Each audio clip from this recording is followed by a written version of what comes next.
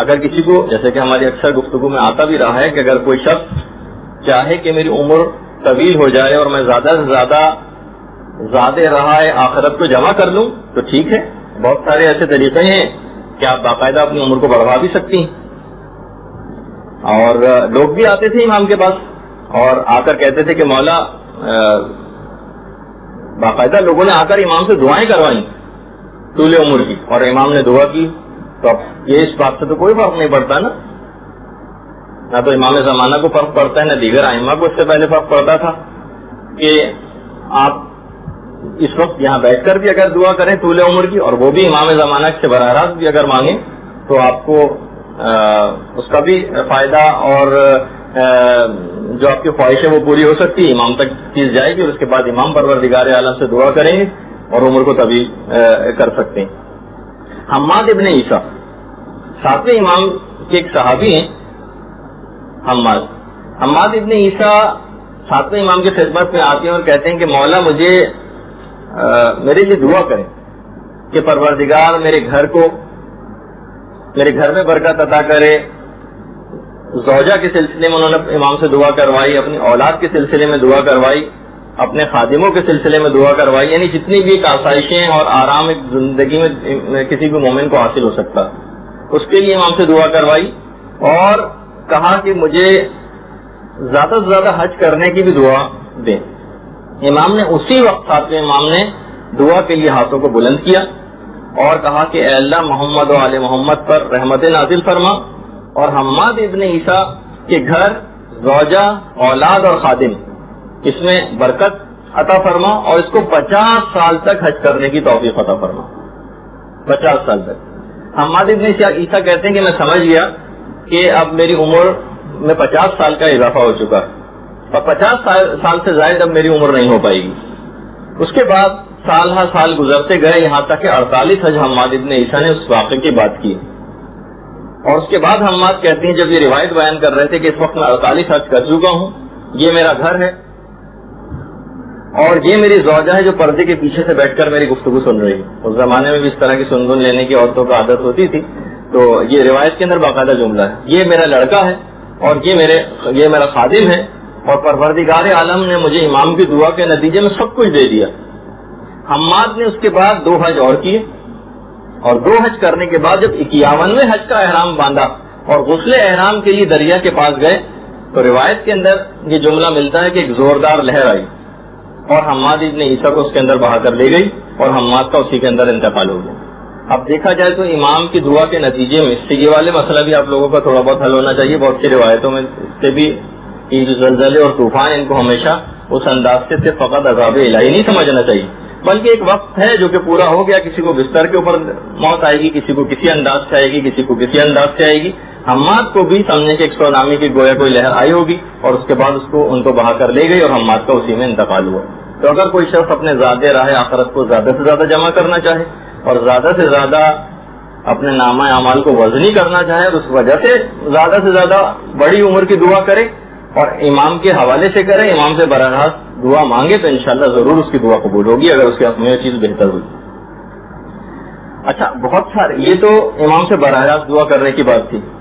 بہت سارے اعمال تو اتنے زیادہ مجرب ہیں، لیکن وہی ہے کہ آپ بہت ساری چیزیں سن کے اتنی عادی ہو گئی ہیں کہ آپ اب لوگوں کے اندر وہ والی بات نہیں رہی. وہ سوچتے ہیں کہ کام کی بات ہے جس کا بار بار تذکرہ ہو جاتا ہے.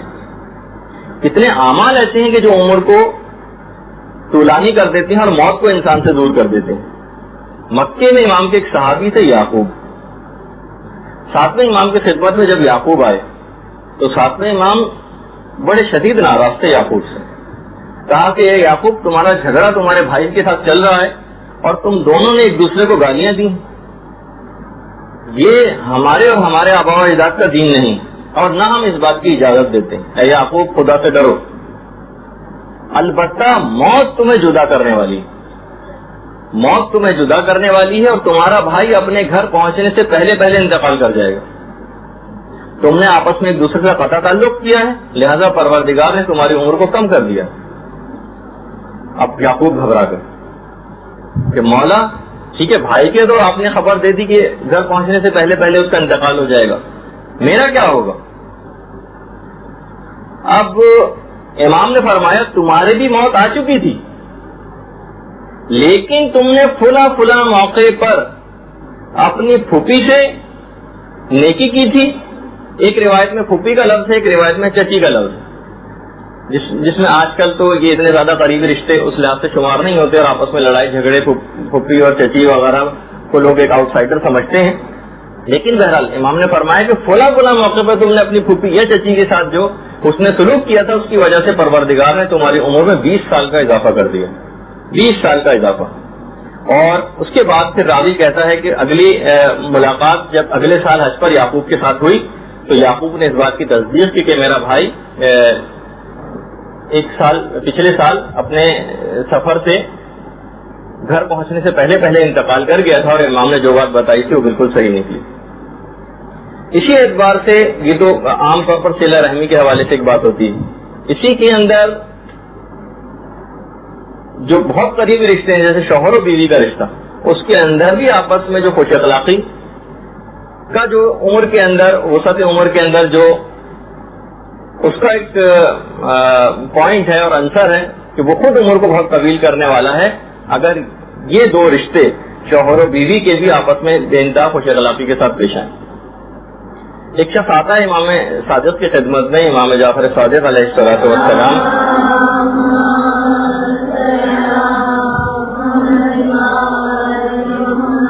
اور آ کر اپنی بیوی کی بہت شکایت کرتا ہے اور کہ مولا وہ مجھے بہت زیادہ تنگ کرتی ہے، میرے ساتھ بے انتہا بد اخلاقی اس کے ساتھ پیش آتی ہے.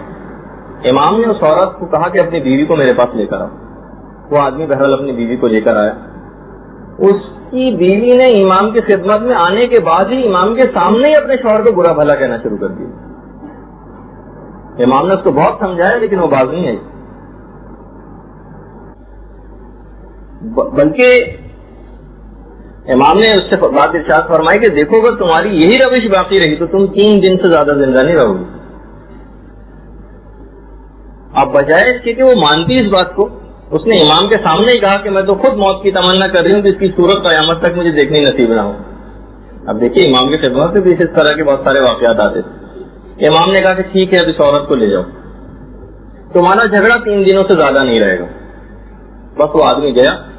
3 دن کے بعد وہ آدمی واپس آیا اور کہا کہ مولا میں اپنی بیوی کو ابھی دفن کر کے آ رہا ہوں. تو امام نے فرمایا کہ شوہر کی نافرمانی کرنے والی کو یا اس کے ساتھ بد اخلاقی کے ساتھ پیش آنے والی عورت کو اس کی زیادتی کی وجہ سے اس کی عمر کاٹ کر شوہر کے اور اس کے شوہر کو اس سے نجات دے دی گئی. اچھا یہ تو ظاہر ہے کہ عورت بد اخلاق تھی تو اس کی عمر کم ہوئی. شوہر اگر بیوی سے بد اخلاقی کرے گا تو وائس ورثہ اس کی بھی عمر اسی طریقے سے کم ہو جائے گی. اور وہ جو واقعہ کہ ملتا ہے کہ ایک راوی امام کے پاس آتا ہے، امام کا صحابی کہتا ہے کہ مولا میرے بھائیوں نے اور میرے چچا زاد بھائیوں نے میرے گھر میں رہنا دشوار کر دیا، ان کو آپ سمجھائیے. امام نے کہا دیکھو صبر کرو. اگلے سال پھر حج پہ آیا، امام سے پھر آ کر شکایت کی کہ مولا ابھی تک ان کا ستانا مجھے ویسے ہی ہے، میرے بھائی اور میرے چچا زاد بھائی گھر میں شدید مجھے پریشانی میں مبتلا کر رکھا. امام نے کہا صبر کرو. تیسرا سال جب آیا اور پھر اس نے جب یہ آ کر شکایت کی تو امام نے کہا کہ اب تمہارے مسائل ختم ہونے والے ہیں. اور چند ہی دن کے بعد اس نے خبر دی کہ ایک ایسی وبا ہمارے علاقے کے اندر پھیلی کہ میرے وہ بھائی اور تمام چچا زاد بھائی بھی اس وبا سے ہلاک ہو گئے. امام نے فرمایا کہ ان بدسلوکی کی وجہ سے ایسا ہوا کہ جو انہوں نے تمہارے ساتھ جاری رکھا ہوا تھا، اس کی وجہ سے ان کی موت جلد اور قریب آ گئی. تو بہرحال اسی طرح کے جو نیک اعمال ہیں ان کے ذریعے ہم اپنی عمر کو بڑھوا سکتے ہیں. برحمتک یا ارحم الراحمین وصلی اللہ علی محمد وآلہ الطاہرین.